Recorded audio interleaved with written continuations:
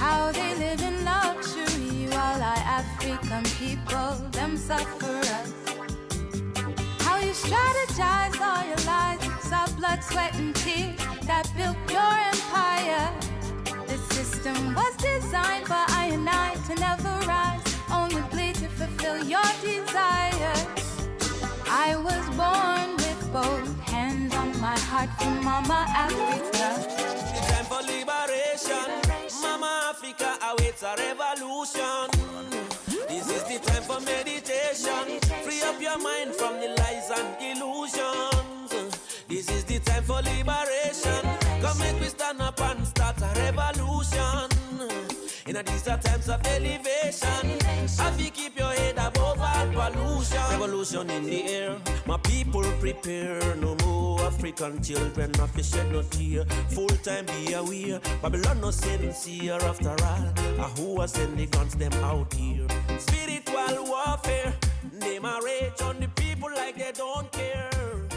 The world we live in is unfair. Yet a victim mentality won't take us nowhere. Joining us today is the Honorable Priest Douggie, Priest Douglas Smith of the Ethiopia Africa Black International Congress and of Roots Foundation Incorporated.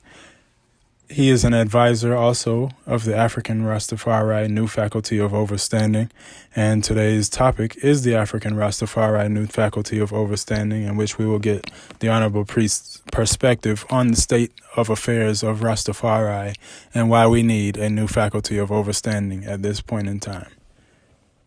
If you would please, Honorable Priest Douggie, give the audience an introduction of yourself. Yeah, greetings. And I Rastafari, we call to the faith at an early age, Been privileged at an early age to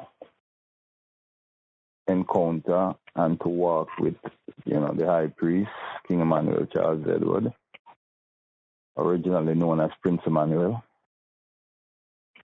Ordained as a priest under the order of Melchizedek through the Bubble Fraternity of Rastafari. And he's an activist, a pan-africanist, a nationalist, and he's a servant of the people, most of all. In a nutshell, that is I and I, Rastafari. True, my Lord. Give thanks. So, to start with, the topic of the show today is the African Rastafari New Faculty of Overstanding, which the I is a part of. And I'm asking you to just kind of give us a brief synopsis, as much as, detail as you want to go into, of what is the African Rastafari New Faculty of Overstanding and what role do you play or fill in that organization or committee? Well, first of all, the Africa Rastafari New Faculty of Overstanding is a concept, an ideal. It's a working process, so to really define it, I'm unable to at this moment because we are now in the process of defining what that new faculty will be. And it has to be done from collective process. Meaning we will sit down as a family and determine, our concept and how we move forward with it. Engaging the different mansions and groups and individuals that are willing to participate in the process. For IMAN, the old faculty or the present faculty that exists has been convoluted. It has been very cloudy. As one pan-africanist put it, it has become very light in its presentation, meaning that strong Afrocentricity, that strong blackness that it contained originally, has been watered down through the introduction of the One Love philosophy. So, again, to determine the new faculty, and I must look at the old faculty or the present faculty, where the indiscretions are, or the outdated, principles exist, and revise them and bring them up to standard with present situation, condition, and era in which we live.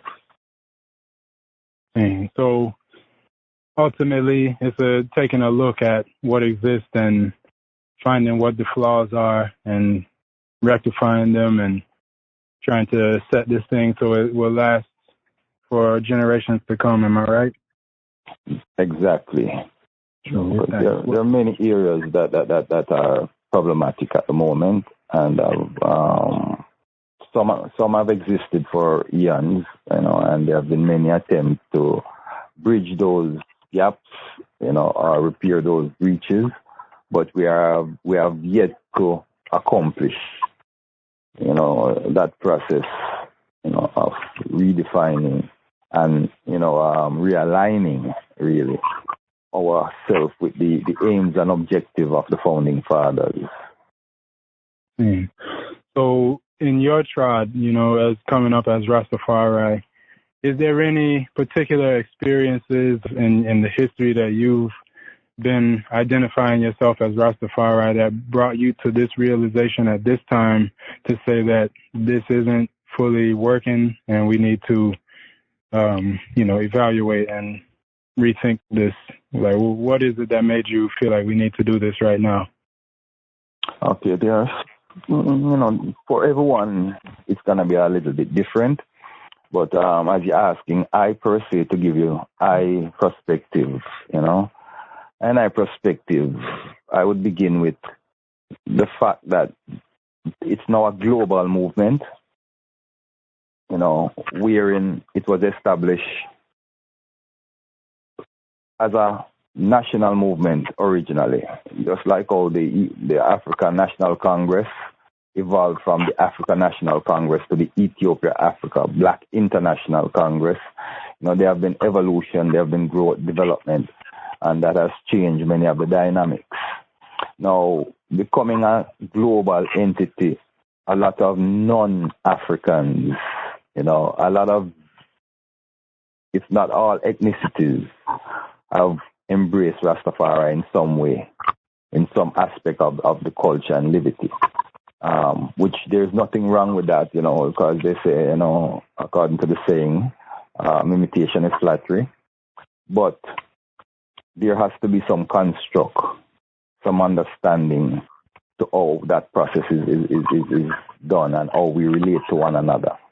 Because the non-African Rastafari's outlook or mission doesn't have to be the same as I and I. Because if you're indigenous, if there's an indigenous person professing Rastafari, coming from a certain region, his struggle and I struggle, there are some similarities to it, yes, because we have been oppressed by the same enemy, but we are struggling for two different things. Whereas the African is struggling to regain his identity, his nationality, his sovereignty, and all that goes with that. An indigenous person is only fighting for basic civil rights within his region. He is not agitating to return to a place from which he was forcefully taken. So all these levels of reasoning have not been done, to identify how the relationship is going to proceed. We have opened the floodgates before we were prepared to entertain the crowd that came. So now it is out there. Everyone is embracing Rastafari, and what has made it cloudy and convoluted is the fact that, the lightness of it, where you have many different variation of people embracing the live and more establishing the ideology of one love. There's nothing wrong with that. That has been the Rastafari's motto from day one, peace and love. But the one love concept, that colorless society thing that they are trying to infuse is only beneficial at this point for they who have the most to lose. For I and I who have lost everything and is trying to regain what we lost, it doesn't serve I and I purpose. You understand? Because we are agitating for the justice and the rights to be returned to the African people. For the African people to be seen as equal to all other people. Not 3/5 of anything, but a whole man and woman, seen with the ability to govern I and ourselves and to determine I and our own destiny. See? So, you know, our struggles, just like how the woman suffrage struggle does not apply or did not apply to the African woman. You understand? And sometimes we tend to itch up our cart, our wagon, because from we hear the word struggle, you know, that there's a similarity in that. You know, yes, there may be a similarity, but the aim or the objective doesn't have to be the same, and most of the time it's not the same. You know. So to summarize what I've said, the African Rastafari is seeking for repatriation, reparation, you know, for past oppression of slavery and colonialization, while the indigenous people are just seeking, and I'm not trivializing it either, but they are seeking civil rights and justice for what has been done to them in their space. So whereas I singing, say, I want to go back to Africa, want to go home and we had, they are singing that they want justice and they want rights in their space. So there's a similarity, but it's not the same all across the board. So that needs to be defined, that needs to be reasoned about, and a clear understanding, you know, is established of how non-African applies to the African Rastafari family and how they can assist with the endeavor or the objectives of the African Rastafari in our pursuit for equal rights, justice, repatriation, redemption, and reparations. We'll give thanks for that answer. That was full. And if we trace Rastafari to its foundation, its roots, the pan-African element can't be taken away. Am I right in saying so? It was a beautiful question, my virgin, because that sends me to the beginning. Rastafari was originally resurrected because it's not a new concept. Nothing is new under the sun, as I know. It's not a new concept. You understand? People have agitated for their rights and their justices from the day that humankind been struggling against evil. You know, so it's not a new concept. But, you know, Rastafari, the new name Jagat, Rastafari, rose out of the oppression of the darker skinned people, the African family that was brought, forcefully taken away from Africa and left domiciled in the West, marooned on the different islands of the Caribbean. See, it originally rose up in Jamaica and spread to the other islands, you know, but it rose up as a resistance movement, a movement that resisted, you know, the colonial and neo-colonial oppression of the prison industrial system under which we live in the West. And it was directly a defense for the Afrocentric people against the Eurocentric oppression. So the Pan-African aspect of it can never be denied. From the onset, the one thing that we made clear is that we are Africans. We have denied all other citizenship and residency. And we have embraced our Africanness from Jump Street. Because we know that for the black man, the only hope lies in the return of Africa to its right position and the repatriation of African people forward to their continent. That's the only hope that lies for people of color. Yes, I give thanks again. So, being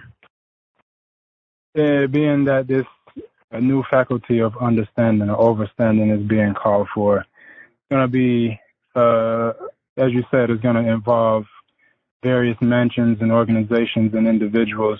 And so the work that will be done is to identify what the roots, the original doctrine of Rastafari is, and to evaluate what parts of that doctrine are still serving applicable. us. Yes, applicable to our present condition and situation. Yes. Right, and to remove the things that are not serving us, and to basically update it, and so. But also, I wanted to ask you, what would you like for the constructive outcome of this mission to be? Once all of that is said and done, the returning to the roots and evaluation, what would you like for this to bring forward to our generation and the ones coming, after us? Well, as a tangible outcome, I'm looking for a manifesto, a form of constitution, a form of legal document that establishes from here on out the facts, and the principles of the Rastafari, both as a movement, towards, I and I rights and justices, and as a faith, because we are African centered, African spirituality is our faith, so we are to Iman, the most tangible outcome would be to have a document that professes all of this and concretizes it. So the future generation will have a reference point, that is clear, and applicable to their life.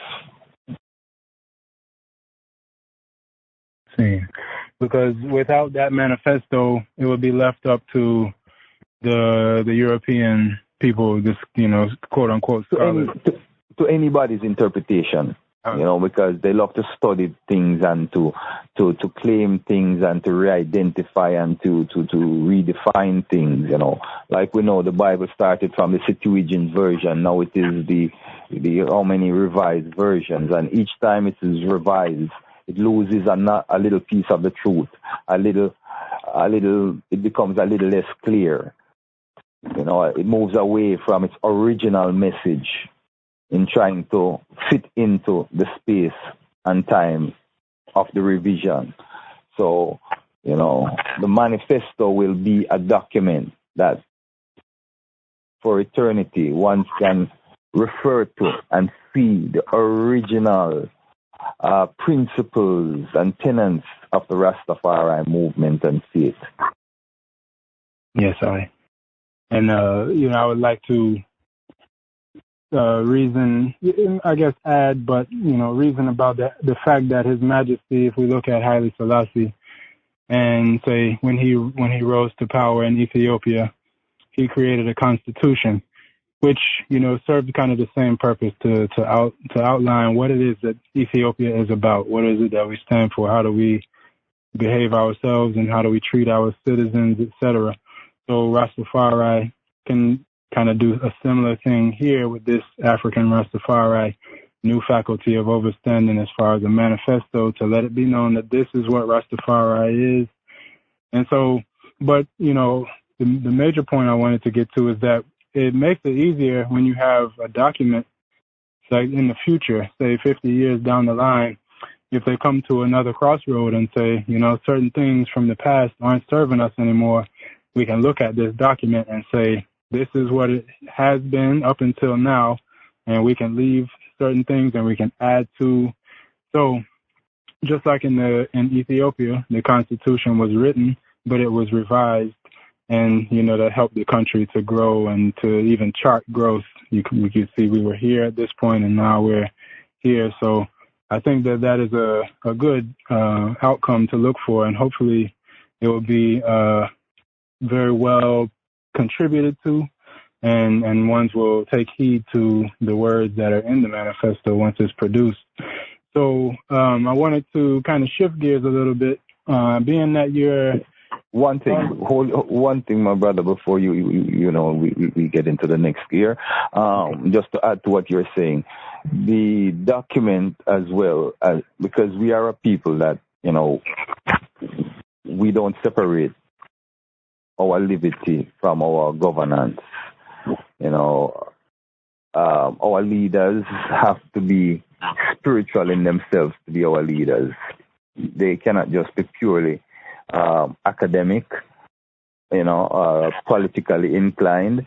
So we combine church and state, just as the emperor did, because he not only gave Ethiopia its constitution, but he held the first ecumenical conference held in the world of the religious fraternity in 1500 years. The one held before the one that he did in 1963 previously was held 1500 years before that. So, and the reason why he called that conference, the Conference of the Cloth, the Eastern Orthodox Conference, was to discuss the relevance of religious practices at that time, because he had observed that certain practices have become outdated and that the church or the faith were not attracting the youth as it should. So he wanted the venerable fathers to sit and with the information that science and history affords I, and the venerable fathers' great faith and practices of ancient time, to merge the two together and to be able to come up with something practical for the people that applies to the people here and now, and that fulfills the people's need for a faith-based liberty. Give thanks. Yes, I. Very important. That brings into perspective the magnitude of the task at hand for Rastafari people to really get it in order, because if you can't adjust and be responsive to new problems and situations, then essentially you will not survive. I mean, that's part of human evolution. You become what they call obsolete.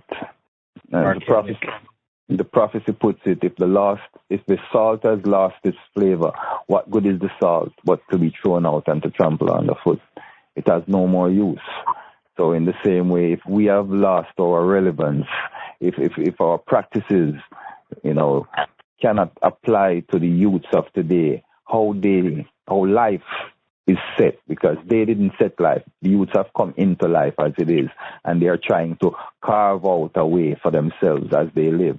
And if it cannot help them in doing such, then it is not relevant to them, and they will turn aside and seek for other measures, which is what is happening, and which has happened from time to time when things have become obsolete in our liberty and our practices.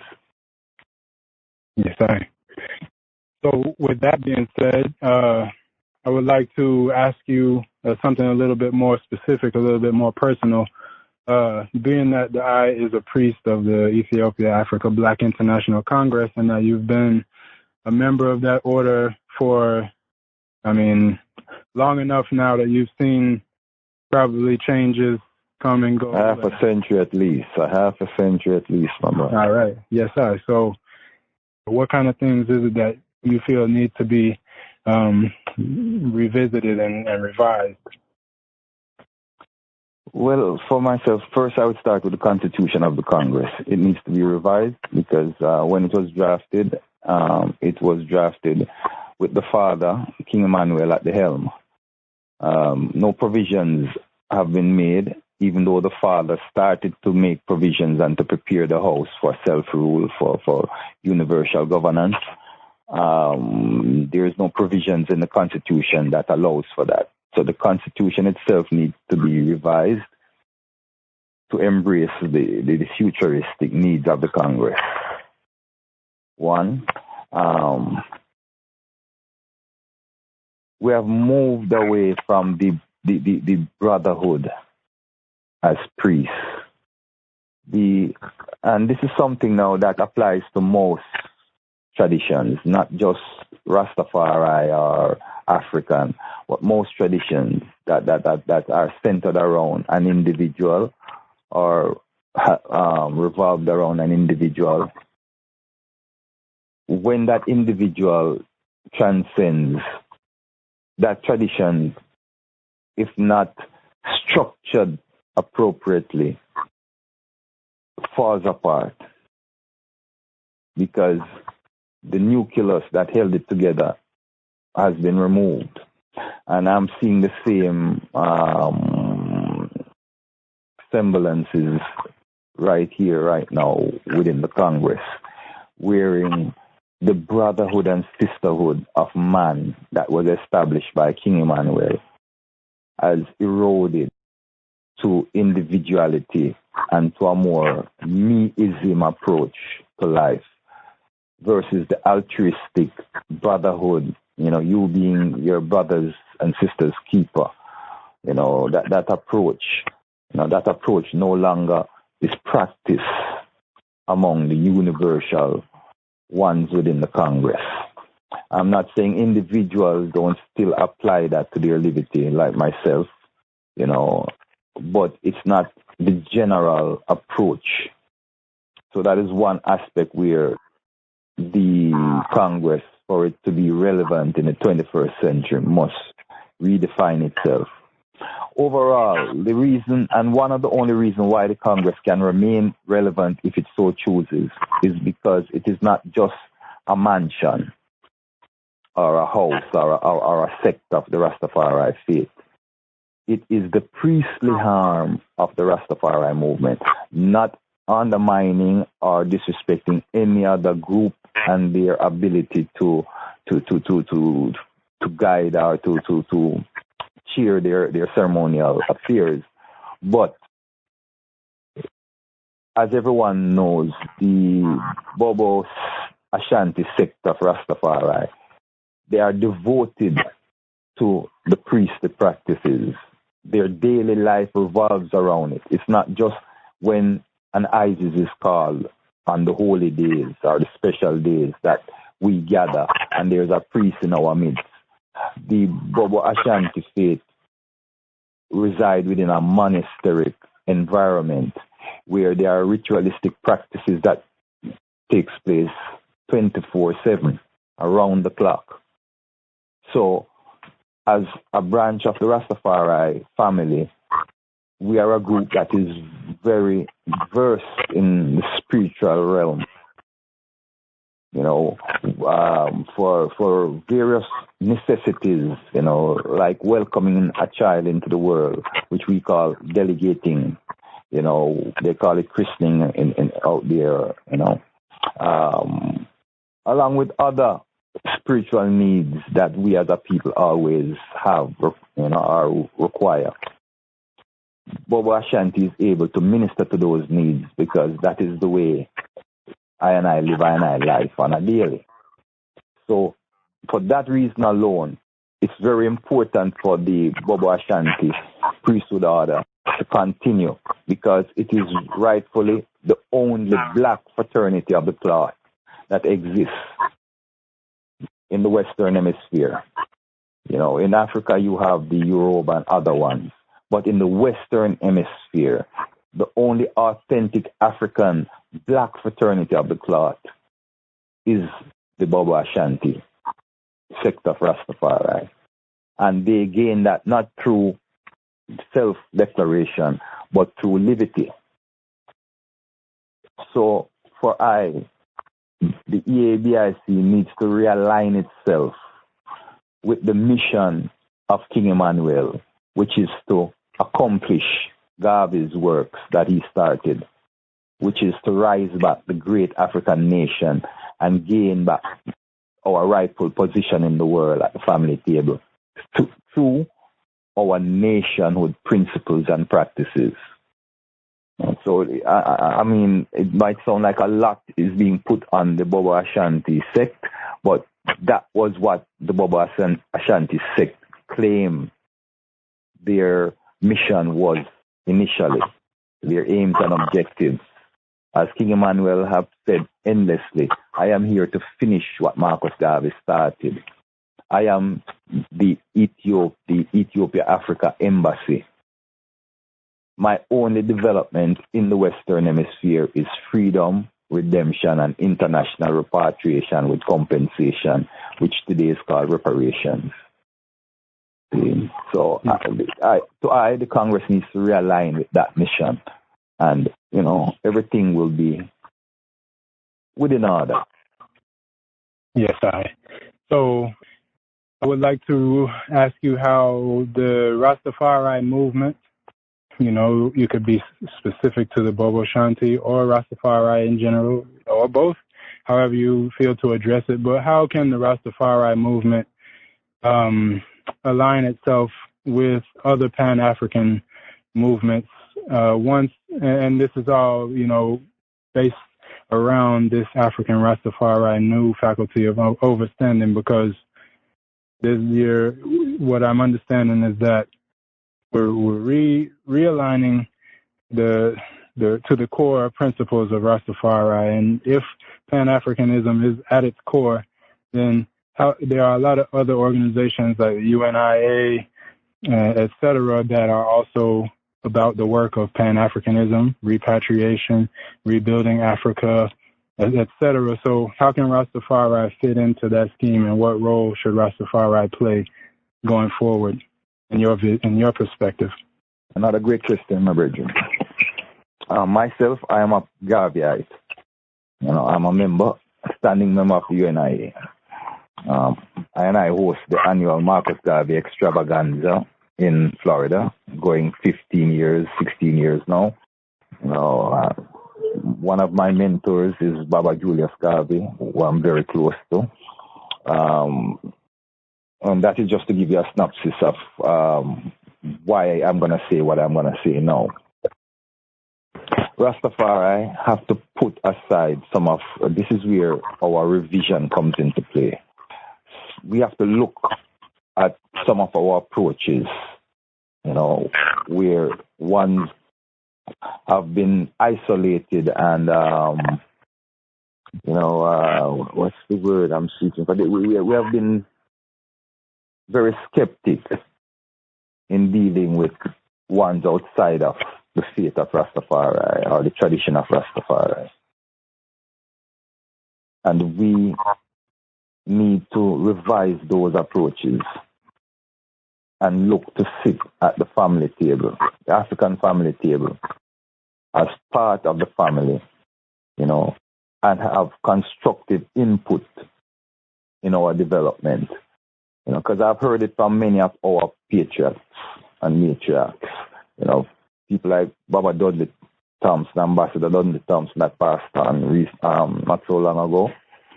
He had said it many times to me and to my brethren, that many conferences and events, family events, Pan-African events that he has attended, the one element that he saw lacking or missing was the Rastafari element. See, we have an attitude wherein everything must come to us and we do not reach out. It served us back when it served us, but this is a new day. And to achieve something we never had that we need to have, we must be willing to do something we never did and haven't done. We cannot be afraid to set trends that work for us and revise old methods that don't work. See? So Rastafari need to put aside some of the ego and the arrogance and the self-centeredness, and be willing to engage our other African brothers, no matter what their political or religious or, social persuasions are. And I'm not talking about, anything outside the box when I say social now. And ones will know what I mean. I'm not talking about the gender thing and all of that stuff. I'm talking about, as people, Rastafari, we have a certain way in which we live, and other groups have ways in which they live that are a little different to us. And because of that, we tend to not want to come together. we have to seek for unity without uniformity. We have to know that as long as you're an African with the best interests of Africa at heart, we must be willing to sit down and find a way to work together for the betterment of our nation and our continent. Yes, my Lord. Well, give thanks for that. That's a very good answer. I think that's it as far as my questions. If there was anything that you wanted to share with the listening audience, anything, any meditation or any vibe that you have going on, any current projects or anything like that you would like for people to know about, you have a platform that you could share if you like to. I published the Roots Reggae and Culture magazine, which we are trying to keep alive as one of the last standing hard copy voice of the African family coming out of the West, touching as far as the East.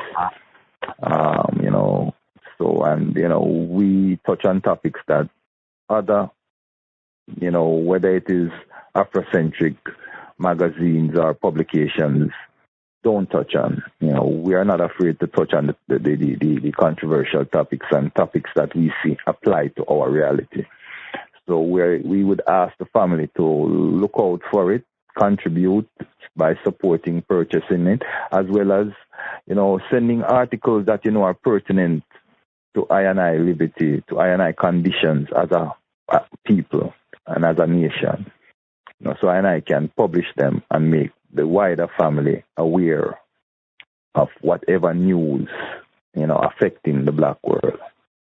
That's one aspect. How could one get in touch with you to submit articles and support the work by purchasing the magazine? Well, you can Facebook Roots Foundation and Facebook or Talawa Roots. Facebook again. Website Roots Foundation. Or contact the Roots headquarters, and you can Google that. It's with there. We can be found. You can look at any Roots magazine, any past issue. Information is always published in them. Thanks. Yes, on a more controversial level now, as we talk about the new faculty of overstanding, from an African perspective, I must look at life from a very realistic point of view, and not from the religious, fabulistic, allegorical point of view in which we have been taught to. When the time and the eras pass for an idea, a concept, a principle, we have to revise them. Part of that revision, in doing that revision, we must look at the most problematic aspects of our practices. See, okay, as a Rastafari, as a youth that has grown in Rastafari, I have been privileged to attend most of the gatherings, the important gatherings, the conferences, and so forth. And, our mandate, the mandate that has been given to the Rastafari faith/movement, is for us to organize and centralize. We have been able to organize and we continue to organize. But what has eluded us is centralization. We are yet to be able to find the formula for cohesiveness as a movement. And one of the problematic areas is these same groups, the same mansions or houses, whatever you want to call them. We have the same religious principles as the church out there, wherein each group think that their group is the ultimate group and should be the leading group or the loudest voice or whatever. We are not yet at the point where we see each group like fingers on a hand that complement one another and function together and make each other greater, which is how we should be seeing each other and each group. So because of those long-standing dogmas and the old rhetoric that perpetuate such division and divisiveness, these groups have been unable to come together for the betterment of the nation, of the movement, of the family as a whole. And because of that, little by little, just like the EWF and the UNIA and the many civil rights groups that existed that did their work during their heyday, that had an impact, that served the African struggle during that dispensation. But now the time has gone. Just like how, yes, we mumbled when the OAU changed its name and upgraded its image to the AU. But like everything else, evolution is an ultimate. The only constant is change. And if you don't evolve, you remain stagnant and irrelevant. And that is happening to the mansions today, the groups, the houses today. They are becoming irrelevant. Little by little, they are fading away into the halls of history, just to be shelved. You know, what exists today, what we see exists today since the founding fathers have passed on, is a remnant of what they used to be. When I first entered the Congress, when I first walked through that gate up at Bubba Hill, back in 1970, early 70s, 72, 73, no one could tell I that I didn't step into heaven. The vibes, the principle, the love, the atmosphere, the surrounding, the ambience, the love, it was just unique. Simple folk, some could barely read and write, but they lived the Bible. They didn't just profess the Bible. They lived the Bible. They lived the love, the unconditional love. If it's one slice of bread, it's shared for the whole village, the whole camp. There was no meism. I went out and we hustled for the camp. We didn't hustle for ourselves and our personal family alone. There was a universal kitchen that cooked for all of us. And we looked out for each other. If my brethren needed a sandal, then it was my duty to help him to get it. If my brethren was building a house, all of us put in our time and helped the house to be built. Whatever it was, we did it as a collective, and the burden was much lighter. That was a microcosm of what the macro is supposed to be. But we, instead of enhancing those principles into the macro level, we have diminished them and have allowed what we fought against to take hold. Instead of the I and I, it has become I, and there is no such thing. In the liberty of Rastafari, there is no such thing as me or I. It's I and I and I. It's all inclusive. Rastafari is not here to minister to Rastafari. Rastafari is here to defend the poor and the have-not, the disenfranchised African, the disenfranchised indigenous people, no matter what ethnicity, wherever there is wrong, Rastafari is here to defend right. So to be able to do that, we have earned the right. The indigenous peoples of the world look to Rastafari because we have earned the right to speak on their behalf. But we are fastly losing that right by allowing ourselves to be watered down, to be infiltrated, and for our original mission to be diverted into this one love thing where now, the ones that have committed the crimes are allowed to cross the bridge without paying their toll. No, before we get to one love, we have to have equal rights and justice And the only way we are going to achieve that is for I and I to come away from the meism, the individualistic approach, the individual ego of the different groups and mansions, and see ourselves as a collective entity, bringing ourselves together to create a force to be reckoned with, and not individual groups that can be siphoned off and bought and bribed and infiltrated and watered down and distorted. But collectively, we have a strength. We have collective security, which is the only real security as a people. We don't possess the gunboat power that Europe and their allies possess. We have a divine right and a divine power that guides us, that spiritual access that we have to the universal intelligence. And that can only be accessed through unity, solidarity. The same way we brought down the walls of Jericho. In unison, where in silence we walked around it, how many times? 6 times, and on the 7th time, in unity, we echoed out. And the united voice brought the force and the power that we needed to bring down the obstacle. That's the only way we'll be able to achieve what I and I want to achieve, the redemption of Mother Africa, the rightful replacing of Africa to its rightful position in the world at the family table, regaining the rights of the indigenous people to be themselves indigenous, unique in their own selves, representing who they are through their culture.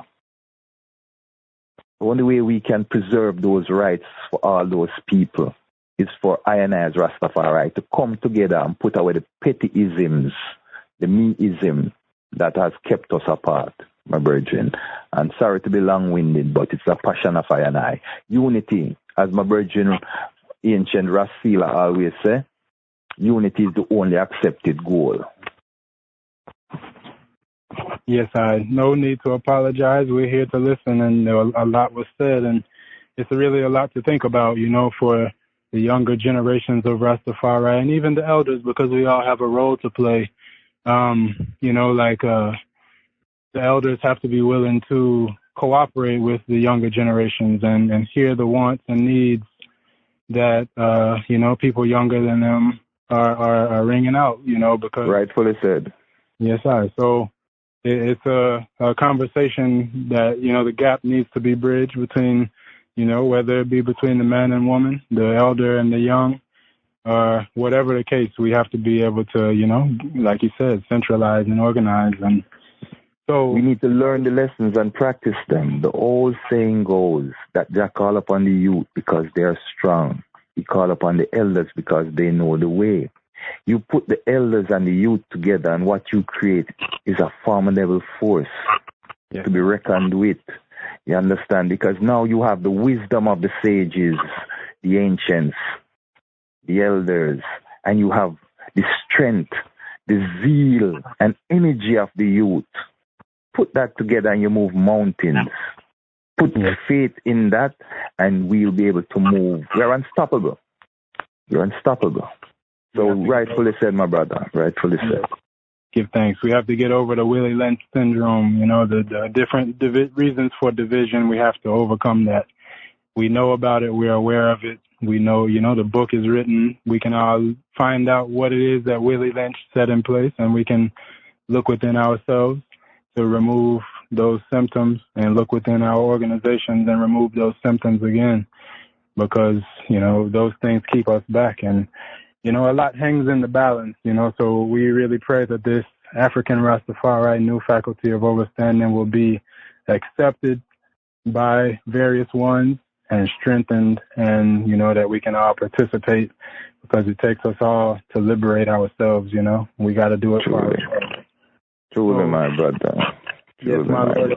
If there's anything else you would like to say in closing, otherwise... I man give thanks, the 7 words of love, Jah is love. Let all I and I love, Let I and I love one another, Rasta. I man don't see no difference between I and the 12th tribe, I and the Bingi, I and the School of Vision.